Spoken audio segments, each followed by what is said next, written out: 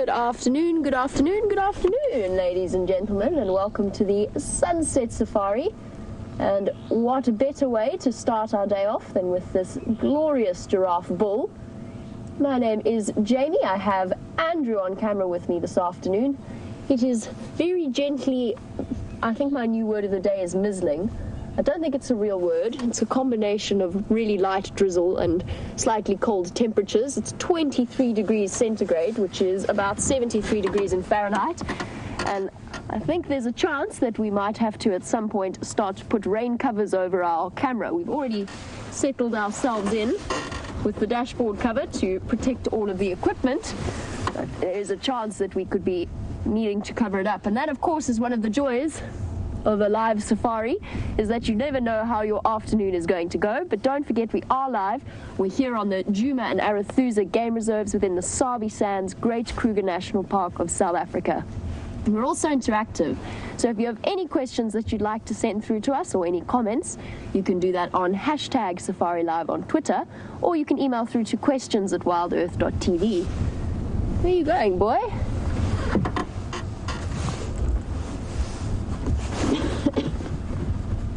It is starting to, this is not mizzle, this is drizzle. It's definitely starting to drizzle on us.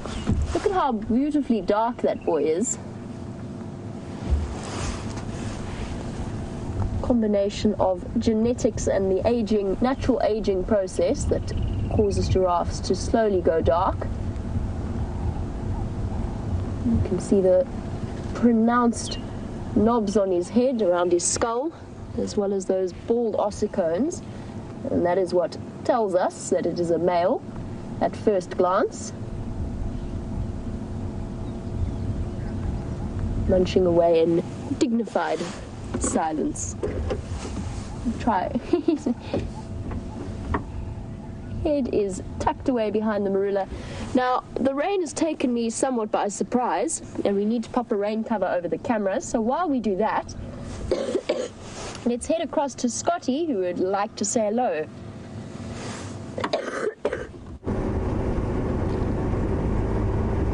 Good afternoon and welcome on board. My name is Scott, for those of you who may be joining for the first time, or who were watching on the weekend but didn't see my face. I've been down for the last 2 days with a mild earache, but I'm very happy to be back and on safari with all of you guys. I've got VM on camera, and we've got Kirsty, who's getting some wind in her hair after being in the final control room for quite some time, quite a few consecutive days.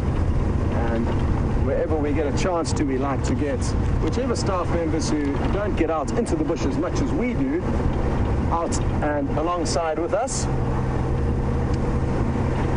Really looking forward to this afternoon. It's good, cool weather, and really excited by the prospects of finding a female leopard this afternoon.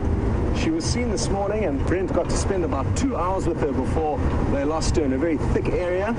And luckily enough, I went out a little bit later on to see if I could have any luck finding her, and we did in fact bump into her. There were some tiny little birds called rattling cisticolas that were rattling away, and that spotted her and helped us to find her. So that was a great bonus. But then we too lost her in some very thick bush alongside a riverbed, and when I went to go and examine if I could find any of her tracks in that riverbed, I nearly came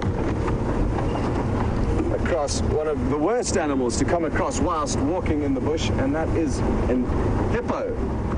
And it was lying up completely out of the water. There's no water anywhere nearby, just lying kind of in the shade. So that was a big fright and a good lesson to learn. And it's so easy to become complacent out here and take things for granted and think you know where animals will be and where dangerous encounters are most likely to arise from. And certainly finding a hippo lying in a dry riverbed in the middle of the day wasn't what I was expecting. And I was actually thinking of taking you guys back there to have a look at this hippo. So we'll be there in about 5 or 10 minutes, and it is also the last place where we did see the leopard, so a good place to be lurking about. We've also got whole bunch of people in the final control room now, and a lot of you would have heard us speaking to Bernie over the radios, one of the landowners here in the north, and he's brought some friends and family to have a look exactly what goes down. So hello everyone, and I'm sure you are blown away by all the machines and equipment in there. It really is a remarkable operation, and I often try and remind everyone that if it wasn't for the technical wizards involved that connect all this crazy electronic equipment up to these vehicles and somehow get them to work out a way to send a signal across to you wherever you're sitting in your home, we wouldn't be enjoying these wonderful safaris. So well done to our tech team as always. Now there is a bit of drizzle, so drizzle we can handle, but VM may have to wipe the screen of the camera every now and then. That's nothing too serious, and I guess one of the enjoyable things about being part of a live safari, you don't miss anything. You hear every step of the way for the moments of glory and for the moments of less glory, like VM is getting ready for. He's busy unrolling his special paper that he is going to wipe the lens with in preparation for the buffaloes that we've just come across. And once we stop moving, it typically doesn't fill the lens up with as much liquid, but hopefully the drizzle just stays like this and it doesn't get too much stronger. We will have to retreat to safe ground if the rain does persist.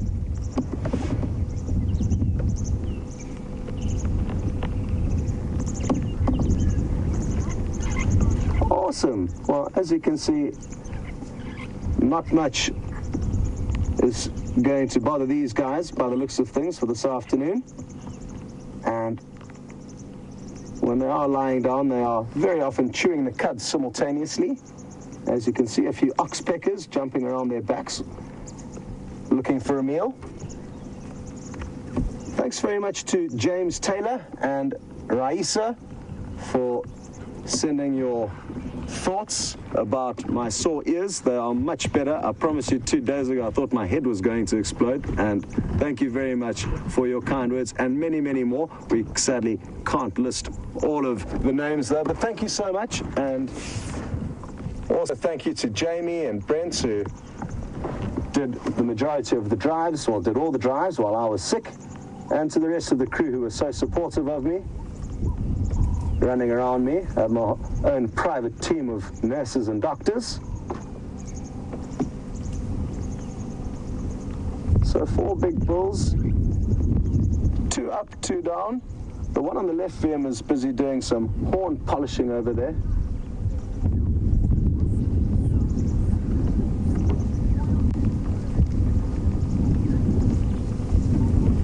And as you can see, he's kind of rubbing his horns up into this magic guari plant, and they'll do this to make sure that they keep little insects called horn borer moths off their horns, or at least they'll try their best to. And the larvae of the horn borer moths will actually feed on the horn, thus weakening it and also causing pain if they break off, which sometimes is the case. So kind of chewing the cud as well as looking after themselves, kind of stopping it at the local health hydro, you could say. Oh, he's scratching under his ears. And if he keeps his head still for a second, you'll actually see all the bright red bits of bark in the horn that he's rubbed off over time. And lots of the trees in this area have got kind of bright red tannins. So there's often a reddish tint in the dung or on the horns of animals that feed on them or rub themselves up against them.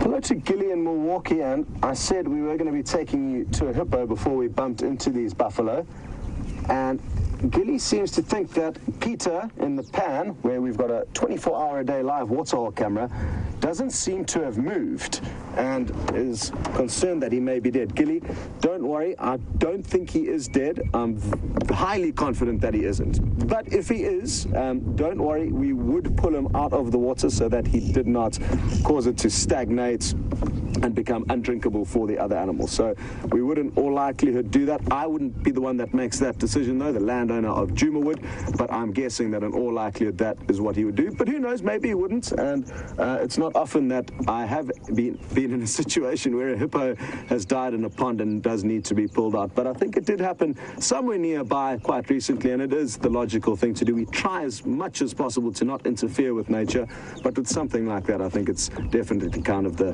common sense thing to do.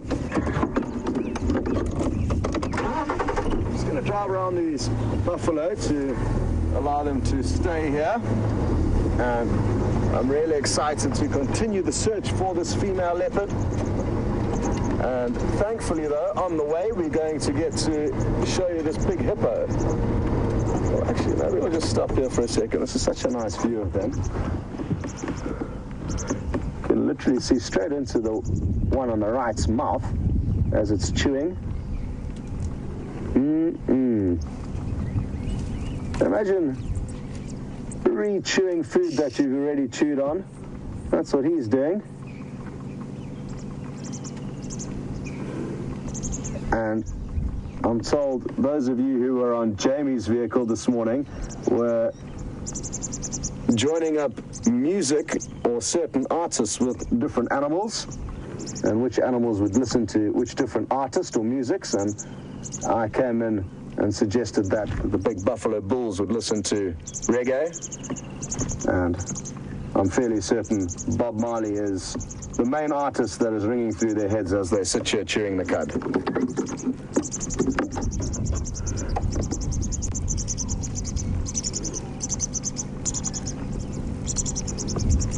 I love the way the oxpeckers, those little birds, manage to clamber around their bodies so effectively. You may have seen that one digging around in the ear there. There's quite a few actually on the closer buffalo VM, I've just noticed here. Maybe we can try and keep an eye on them. There's a young chick, it's about to get fed. Oh, it did get fed, awesome. Look at it begging. There's two chicks. And the adult was clever enough to find a tick, pluck it off for the youngster there. It's trying to feed another one. It's got, I think the adults are, I'm losing track of what's what now. Anyway, VM's doing a great job on camera because he is still where he needs to be. I'm not. And two young chicks. They've probably fledged in the last week or so. I mean, it's just a guess, but it's early on in the season. Looks like that one still may have something in its beak or something stuck on its beak, that one chick.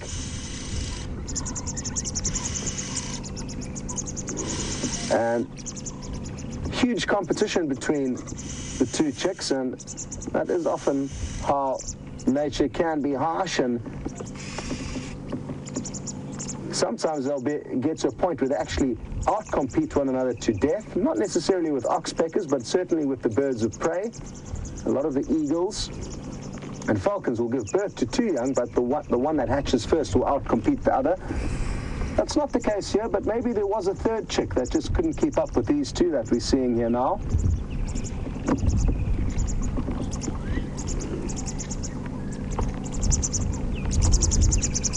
Awesome stuff. Well, at least the birds are doing well, and we're still trying to find a bird's nest that we can actually monitor very closely. We did do okay with the lilac-breasted roller nest, but didn't actually get to see the chicks fledge. I'm fairly confident that they were very big when I last did see them, but it'll be great if we can find a nest that we can monitor closely. Oh, great, look here, yellow-billed oxpecker. I haven't seen one in ages. Oh, it just flew away, but we're going to get another view. Look at how much yellow's on its beak. It's also a little bit bigger than the red-billed oxpecker. This is awesome. And there seems to be a lot more around at this time of the year. It's quite bizarre because I know Jamie had a sighting the other day. I think there have been quite a few sightings called in. But I think this is only the second time in the whole year that I've been here that I've managed to show you the yellow-billed oxpecker. Awesome. The name can be a bit deceiving because, as you can see, there's a lot of red on that beak. Right at the end, but kind of 50-50, whereas the red-billed is entirely red. What a bonus! And here VM's come to give you the exact difference. Well done, VM, thank you. You can see how there's absolutely no yellow on the beak, just a little bit around the eyes.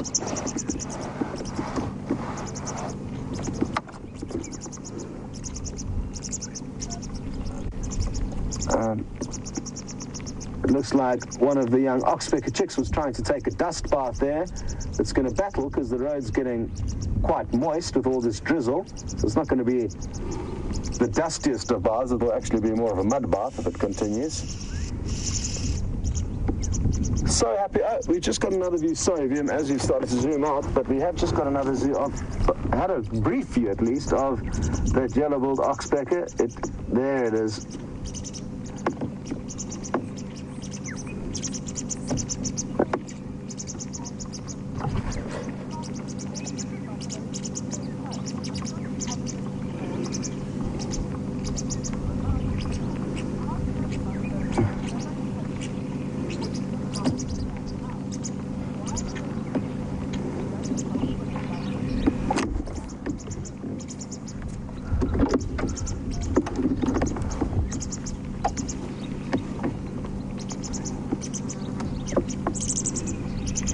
Sometimes it's just nice to stop and listen for a while and watch what's going on. And we've just got a question through from Ashley while we were sitting and waiting, and she's watching in Derby, and she'd like to know a little bit more about chewing the cud and why exactly do the buffalo do it and how does it all work. Well, Ashley, they've essentially got a 4-chambered stomach, and the first, second and third chambers will bring back food towards the mouth, so that way they'll make sure it goes from the first chamber back into the mouth to be rechewed before it goes into the second chamber. And essentially all it's doing is it's better breaking down the grass, therefore allowing the digestive tract to better absorb all the nutrients. So they're essentially regurgitating food back into their mouth that they have already fed on, and they've got a massive, massive stomach that contains all of this grass, or 4 of them, but it equates to a very large amounts of rumen, which is chewed on plant matter that they ruminate with. And yes, it's basically just to make sure that they've got a very, very effective digestive system, more effective than elephants and hippo and rhino, who don't break down their food nearly as well. So this means they have to spend less time feeding and more time lying around like this, just making sure they process what they have fed on far better than the other animals. They're going to be loving this weather. The drizzle is building up quite a lot at the moment. It will be hard for you to see, I think, but it is gaining in intensity.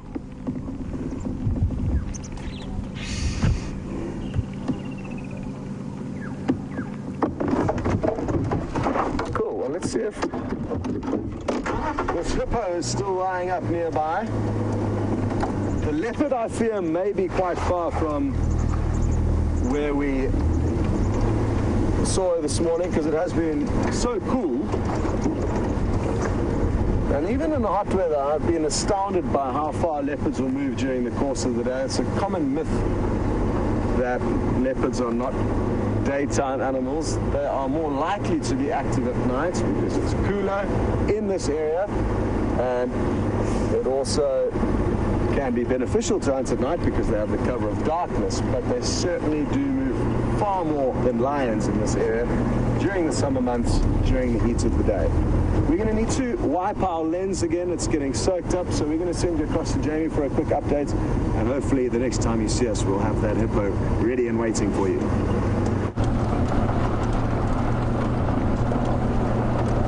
As Scotty was saying, there's a very good chance that Karula's been on the move sometime in between the drives. So I've come to where Scott last saw her at the end of the sunrise safari. I'm trying to see if we can figure out which way she might have gone. Now, being Karula, she is unpredictable anyway, but I think she was also, from what Brent described, she was also hunting. So her movements could be potentially very unpredictable. I'm not sure whether she's headed down towards the drainage line or back in the same direction she came from. just going to keep our eyes peeled as much as we can through the drops of rain upon our eyelashes. I'm sure that she's here somewhere. And every now and again, Andrew is going to give the screen a wipe.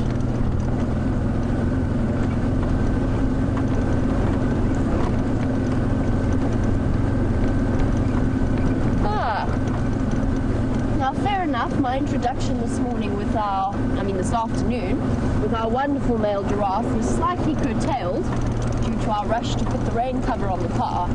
But Cindy in North Carolina, you were wondering if I could explain that whole process again about how to tell the difference between male and female giraffes.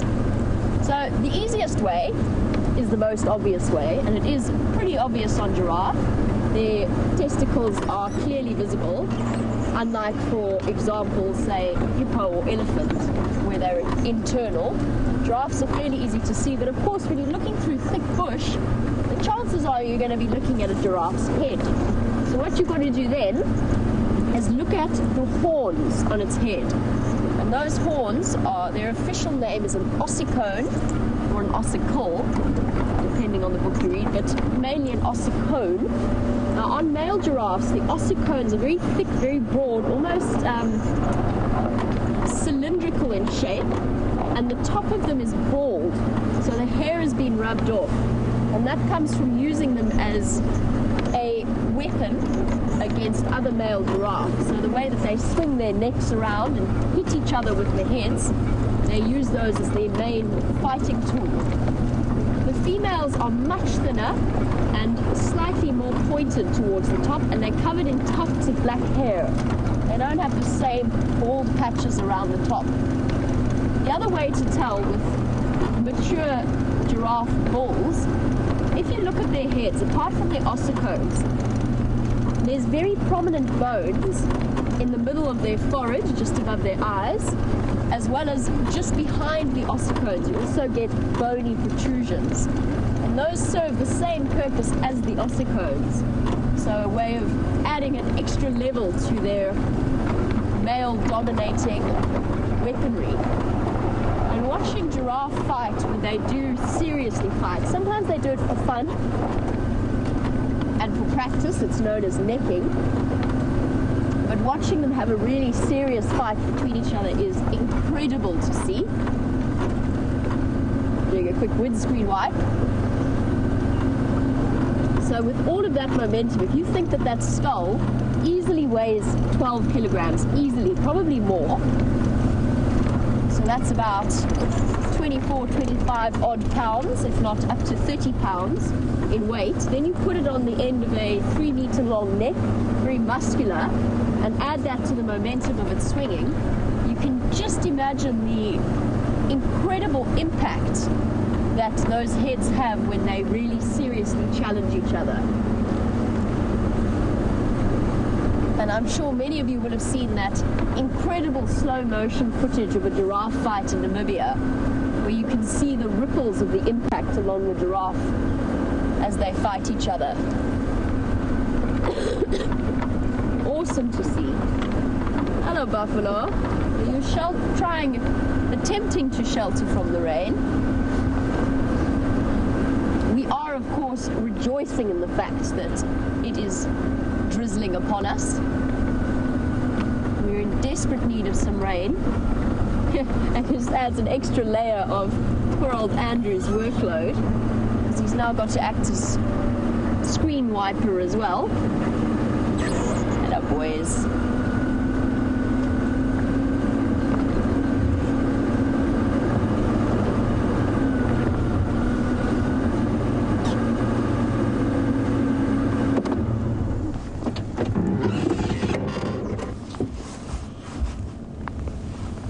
We have a new viewer, or questions coming through at least for the first time, from Mr. Epstyle, who was wondering about the oxpeckers that sit on the buffalo that Scott was looking at. The one's just flown across, oh shit, lying down, facing the rainy afternoon ahead. Hey boys. So there's an oxpecker sort of on the left of your screen, in the middle there. Mr. F. Style was wondering why it is that the animals permit those birds to live on them. And the reason behind that, of course, is that they do perform either a helpful or a harmful service. And they're actually very persistent. So for the most part, one of those birds in one day can eat 1,000 ticks. Now, speaking from experience, having a tick infestation is incredibly unpleasant. They itch terribly, and sometimes their bites do carry diseases. So having a bird on you that will help remove the ticks is a useful thing when you don't have thumbs to help you do it yourself, especially in those hard to reach places like ears or around the tail end. So they are actually helping the animal out. It's only when the animal has an open injury or an open wound that it becomes less pleasant, because then they keep it open, because they don't just feed on ticks, they'll eat blood and mucus as well. And if you watch buffaloes like this, O'Shea, got an itchy nose. Oof.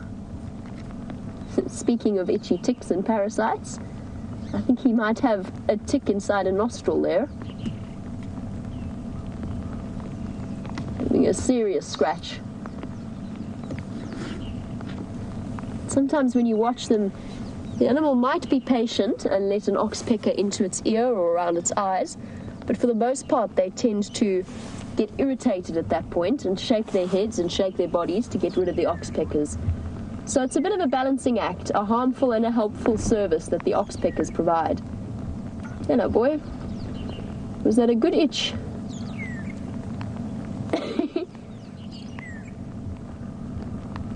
Nope, still not done. Now around the eyes.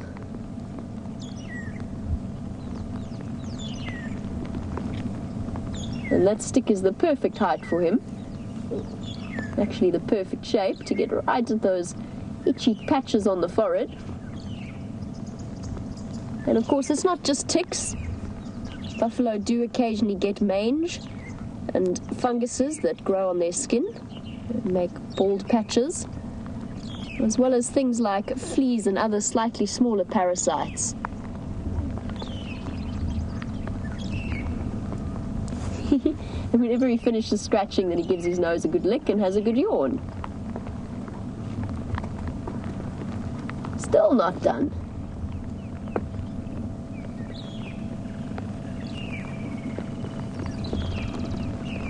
Hey boy, what's on your nose that's so irritating?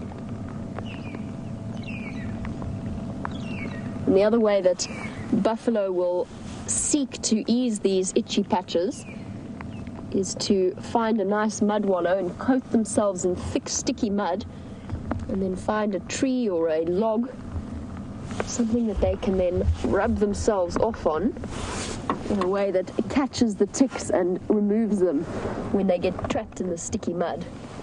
Oh, there's some serious rain building up over there. I've just had a look. It's this drizzle, I think, is set in for the afternoon.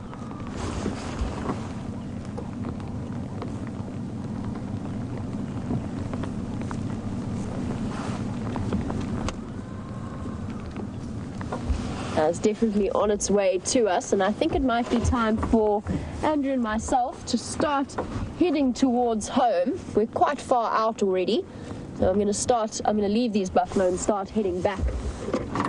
We do carry a tremendous amount of, oh shame, they're all scratching their faces and their eyes. Now we do carry an incredible amount of expensive equipment, and it's all electronic, so obviously we don't want to risk damaging anything in the rain. But this is really happy news, especially for animals just like these buffalo. We've been in the grips of the most terrible drought, and the meteorologists are predicting that it's only going to get worse. So any rain that we can get is hugely welcome, even if it comes at a slight inconvenience to us. We're really thrilled to finally, it's been threatening for days. So to actually have this right here is a hugely welcome relief. Even if it means that Andrew and myself are slightly damp and a bit soggy. Okay, buffalo, enjoy. raw afternoon of drizzle. I'm going to start heading back towards covered parking.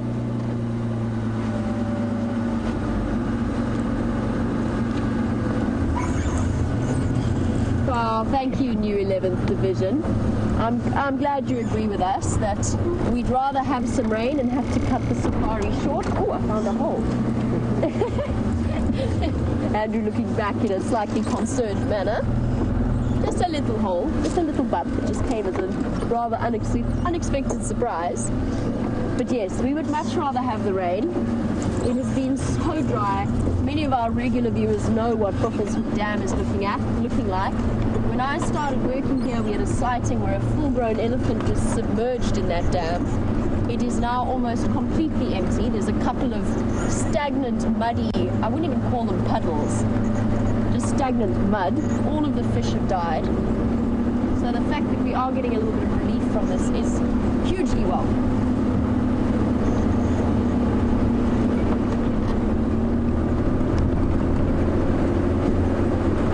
Very rapid calculations as to my fastest way home.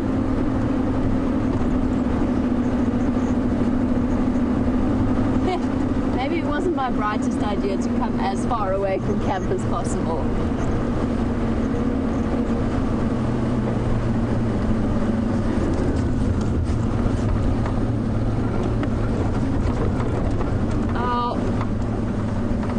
Sean Holder in Secunda was wondering about the habit of giraffe, which is known as osteophagia, which is eating bones, and was wondering why giraffe needs so much calcium in their diet.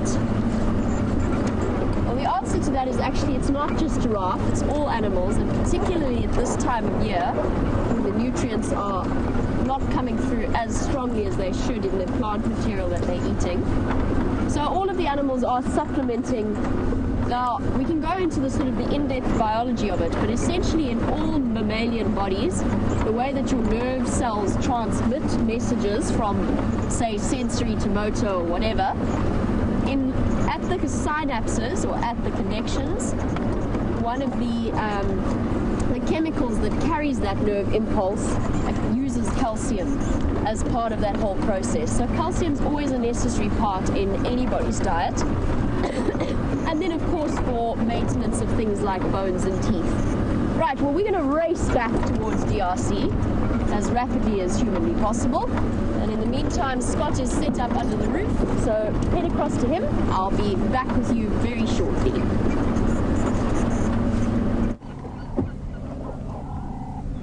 Well, we couldn't resist but stop on the way to shelter. The 3 young wildebeest calves within this herd have been running around chasing one another very playfully. Let's keep an eye on this one. This one seems to be doing the 360 move where it lies down and then stands up and does a kind of quick 360 on the spot before chasing its friends around. Oh, no, VM's found the others, and here they go. It's so much fun watching them, and it's incredible that you can still see their little umbilical cords, yet they have the ability to run around and have such good coordination over their body after being on the planet for probably no longer than a week. I think was when the first wildebeest calf was born to this herd. Sadly, half of the known population of calves born to this herd have already been killed by 2 lionesses on one evening. So there's only 3 remaining out of the initial 6.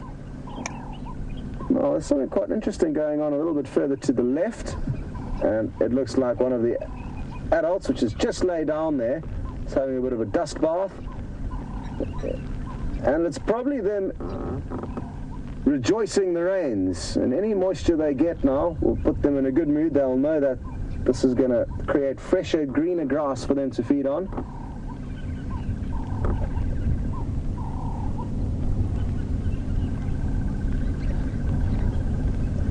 And it really is awesome to see the young animals out here being so playful, even though there are so many threats around. by them playing like this, they're actually teaching themselves some incredible skills. The art of escaping one another whilst playing around is going to aid them greatly in escaping predators when they grow older. But if you think of how long it takes us as humans to learn how to walk, let alone run, I think we need to commend these young wildebeest for their aptitude and speed of learning. I'm hoping they're going to do one more frolicking run for us. There's 2 Egyptian geese in the foreground looking for a snack.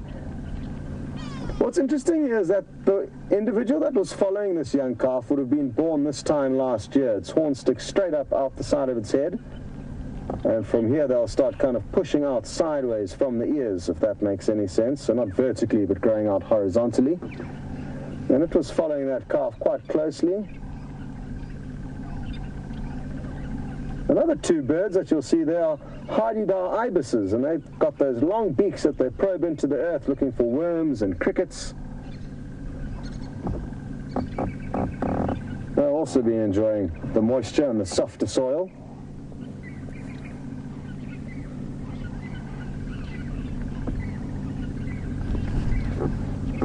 Well, it seems like the small playtime for the young wildebeest calves has come to an end.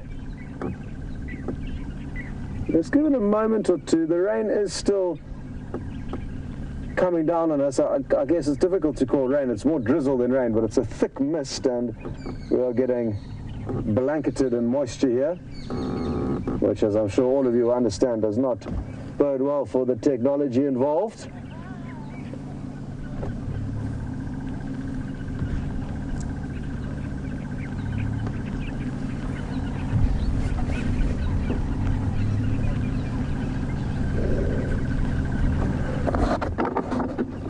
Yeah, it looks like VM might have to get his special windscreen wipers out again.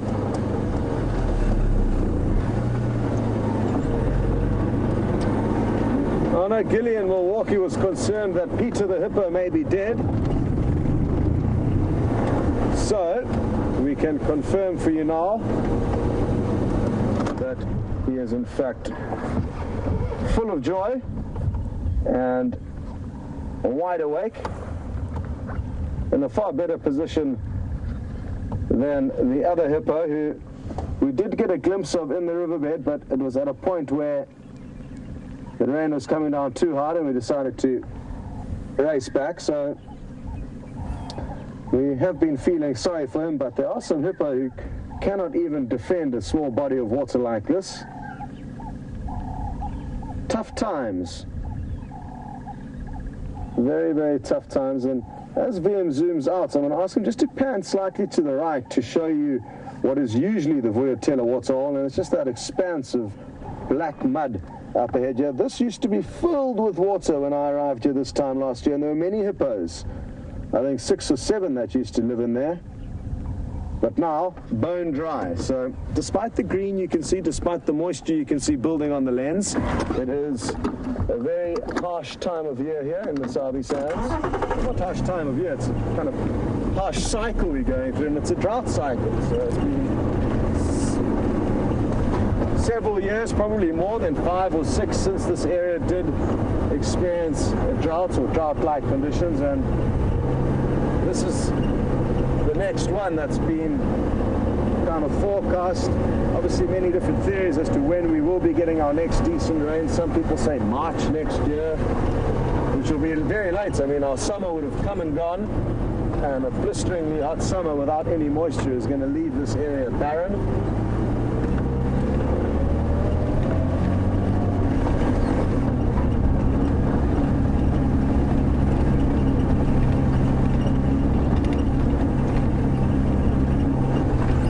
Wildebeest, look after your babies tonight.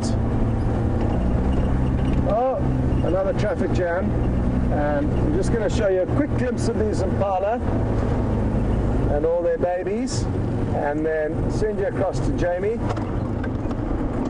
for her to say goodbyes. But thank you so much for joining in. Sorry we have to call it short, but the weather is just not doing it in our favor this afternoon, but it is in the favor of all these little herbivores. Their mothers are going to get fresher food and produce better milk, and this moisture is much needed. Even though it's not much, it's going to certainly contribute to the well-being of all these little critters. But it is not going to contribute to the well-being of our equipment that keeps you with us on safari. So again, thank you very much for joining. Sorry it's a short one. Well done, VM on camera. And we're going to send you across to Jamie for a quick update on how she's doing, and she can also say goodbye. I think it emphasizes the point. Not cleaning, I mean... Well, we are enjoying as to the fact that we have got rain happening, but unfortunately for us it does mean a return to our camp so that we can keep all of our equipment safe and our cameramen fit and healthy, since the presenters seem to be failing at that quite spectacularly. And I'm sure you'll all agree that it is absolutely worth it, just so that the animals out here can get some relief, especially with all of those new mothers and little babies, and of course poor old Peter the hippo could use a little bit more in the way of water. So ladies and gentlemen, I'll say a very big thank you and a farewell on our slightly shortened sunset safari. Hopefully it will rain hard overnight and we'll have a nice clear day tomorrow for the sunrise safari. Have a wonderful day wherever you are in the world, and we'll catch you tomorrow. Cheers for now.